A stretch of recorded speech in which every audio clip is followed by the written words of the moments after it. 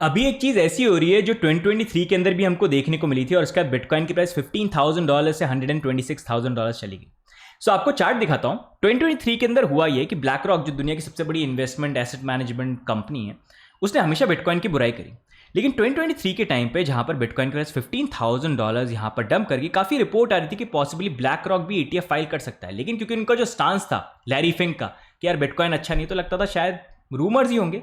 लेकिन अगर आप देखोगे $15,000 के बाद जब बिटकॉइन की प्राइस यहाँ पर राइज करने पड़ी, सून लेटर यहाँ पर मई जून के अराउंड जब बिटकॉइन प्राइस $30,000 ऑलमोस्ट डबल हो गई थी, ब्लैक रॉक ने अनाउंसमेंट कर दिया कि उन्होंने ETF फाइल कर दिया।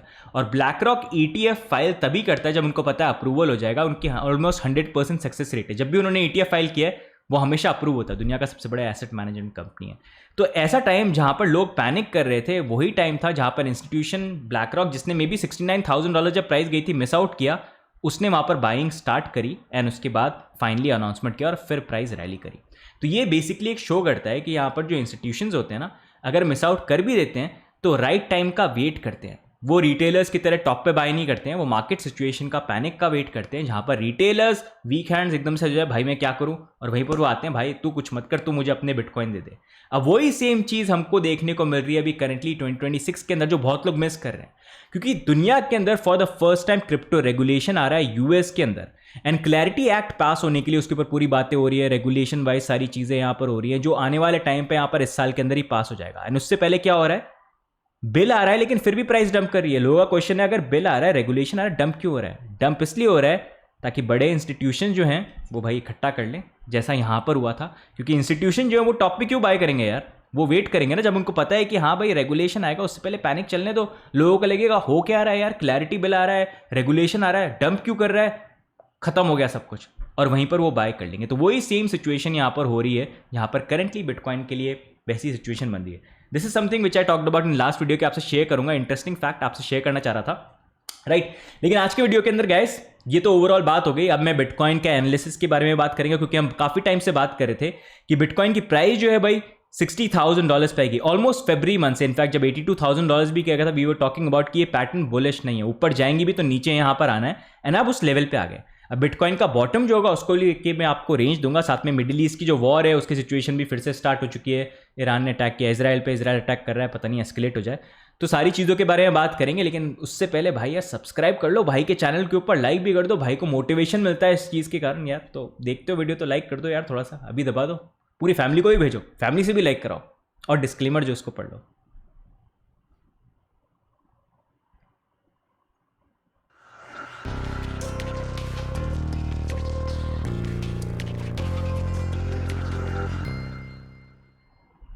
ओके गाइस, तो अब बिटकॉइन के अपडेट के साथ हम स्टार्ट करते हैं। जहां पर लास्ट वीडियो में हमने बात करी थी $60,000 का लेवल यहां पर हमारे लिए टेस्ट हो सकता है।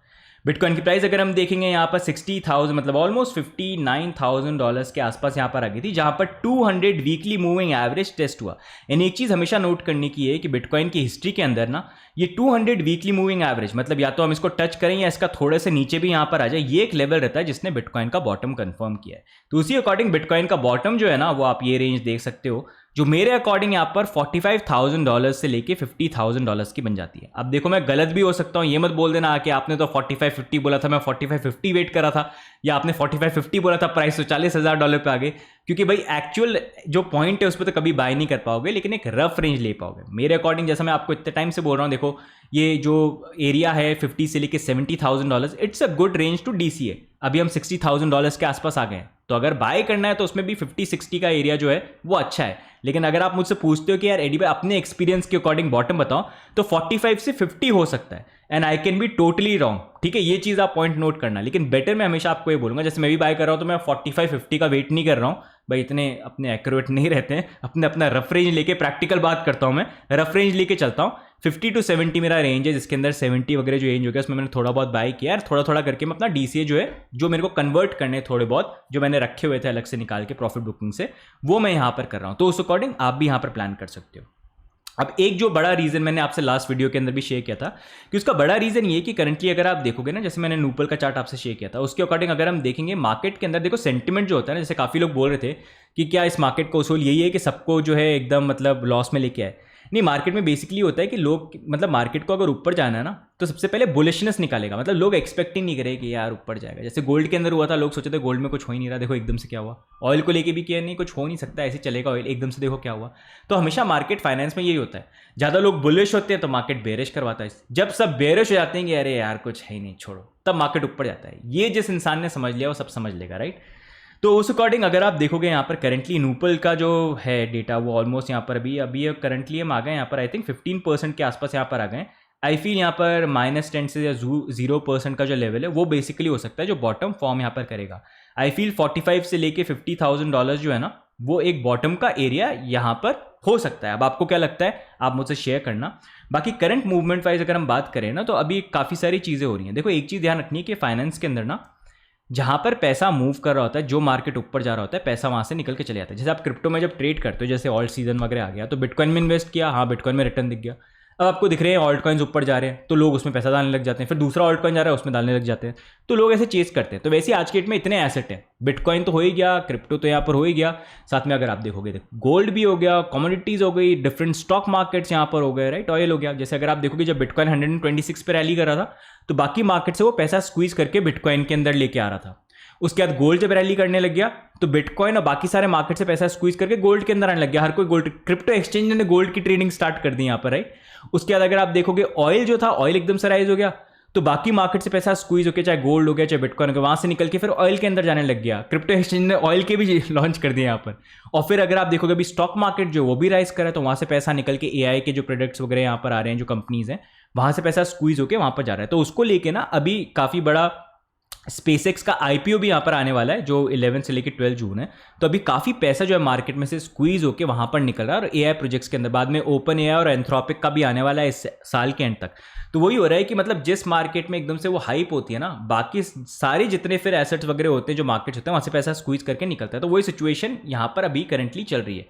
इवेंचुअली बिटकॉइन का भी हमको टाइम देखने को मिलेगा, लेकिन वही चीज़ है, लोग गलती ये करते हैं जहां पर फोमो हो रहा होता है वहां पर भागते हैं। जैसे देखो अभी गोल्ड जब राइज कर रहा था, सब भागे उसके पीछे, ठीक है, काफ़ी लोगों ने टॉप पे बाय किया, फंस गए। जैसे बिटकॉइन ऊपर जा रहा था 126,000, हर कोई बाय करना चाह रहा था, लेकिन अब कितने लोग बाय करना चाह रहे हैं। तो स्मार्ट इन्वेस्टर्स जो होते हैं, जैसे मैंने अभी एग्जांपल दिया, ब्लैक रॉक ने भाई कब बाय किया होगा, आप देखो, सोचो, अनाउंसमेंट से पहले उनको पता था क्या होने वाला है। और अभी जब क्लैरिटी बिल आ रहा है, जब मार्केट डंप कर रहा है, तो आप सोचो इंस्टीट्यूशंस क्या कर रहे होंगे जब एक्चुअली में क्रिप्टो रेगुलेट हो जाएगा। तो इसी अकॉर्डिंग अगर बाय करना है, बॉटम देखो 45-50 बोल रहा हूँ, हो सकता है हो नहीं हो, उससे नीचे भी जाए, लेकिन मेरे को एक रेंज लेके चलनी है। मैं उसको 50 से लेके 70 लेके चल रहा था अभी तक। मैंने पहले भी इसमें डीसीए किया और अभी देखो 50 से 60 में आ गए, तो यहाँ पर कर लिया। हाँ थोड़ा नीचे चले जाएंगे, लेकिन लॉन्ग टर्म में आई नो, देखो बॉटम लिमिटेड है, जो रेंज बोल रहा हूँ उससे थोड़ा नीचे भी जा सकता है, कुछ भरोसा नहीं, या फिर वहाँ पर आए नहीं। लेकिन अपसाइड जो आप सोचो एक बार रेगुलेशन आएगा किस लेवल का होगा। तो इसलिए यहाँ पर ज़्यादातर लोग जो है ना गलती यही करते हैं, इस टाइम पे बाय नहीं करते हैं, वो ऐसे टाइम पे बाय करते हैं जब पूरी दुनिया चिल्ला चिल्ला के हर कोई क्रिप्टो एक्सपर्ट बन रहा होता है। बाय तब करो जब भाई कोई क्रिप्टो एक्सपर्ट बनना नहीं चाहता है, जो स्टॉक के लोग हैं वो भी क्रिप्टो की बुराई कर रहे हैं, वही आगे जाके फिर वीडियो बनाते हैं, राइट। तो आई फील उसके according this is the area that you can look at. बाकी बॉटम की बात करें तो लोग पूछे थे क्या होगा, तो जैसे मैं बोल रहा हूँ 45-50। अब देखते हैं भाई सही निकलता है नहीं निकलता है, बाद में भाई बोलना मत कि एडी भाई आपने बोला था नहीं हुआ, देखो आप गलत निकल गए, राइट। तो ये है। अब यहीं पर अगर हम बात करेंगे, वैसे करंटली मार्केट में अभी जो डंप आया उसके बाद फियर एंड ग्रीड इंडेक्स 8 के लेवल पे यहाँ पर आ गया, जो लास्ट टाइम $60,000 पे आए थे। यहाँ पर हम देखेंगे ओवरऑल जो फंडिंग रेट है वो फिर से पॉजिटिव हो गई, लॉन्ग एंड शॉर्ट रेशियो भी यहाँ पर राइज हो गया, क्योंकि थोड़ा सा बिटकॉइन का राइज यहाँ पर आया था। तो उसके अकॉर्डिंग अगर मैं मूवमेंट की बात करूँ ना, तो अभी मूवमेंट वाइज समथिंग जो हम देख सकते हैं यहाँ पर थोड़ा सा प्राइस वाइज, देखो 200 वीकली देखना है होल्ड करता है कि नहीं करता है, समथिंग लाइक दिस। एंड अगर हम बाउंस भी करेंगे तो वही $65,000-66,000 का लेवल है। एंड उसके बाद लोअर रेंज पे आने की पॉसिबिलिटी काफ़ी ज़्यादा है, क्योंकि यूजुअली बिटकॉइन का बॉटम जब भी फॉर्म हुआ है ना, हमने 200 वीकली रीसेंट साइकिल्स के अंदर उसको ब्रेक कहीं ना कहीं यहाँ पर किया है। तो उसी के अकॉर्डिंग अगर हम देखेंगे, देखो यहाँ पर भी हुआ था, और यही चीज़ अगर आप देखोगे, मैं आपको यहाँ पर भी शो करता हूँ। जैसे ये वाला भी जो एरिया हो गया, आप देखोगे 2019 के टाइम पे यहाँ पर भी हमने 200 को टेस्ट किया था, और उसको ब्रेक करके हम नीचे भी यहाँ पर गए थे।